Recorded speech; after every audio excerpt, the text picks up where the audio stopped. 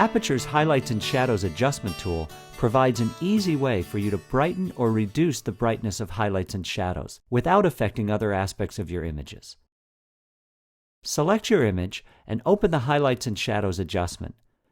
By default, Highlights and Shadows provides two sliders, a Shadows slider, which brightens shadows, and a Highlights slider, which brings down highlights.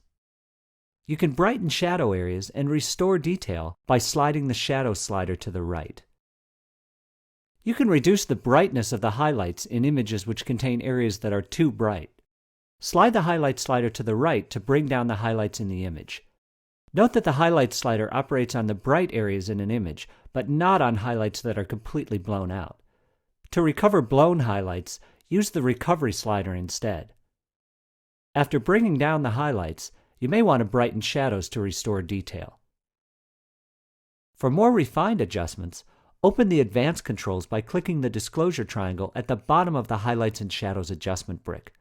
Using these controls, you can fine-tune the effect of the Highlights and Shadows adjustment. For example, the color correction and mid-contrast sliders allow you to restore saturation and contrast that are sometimes lost when highlight and shadow adjustments are applied.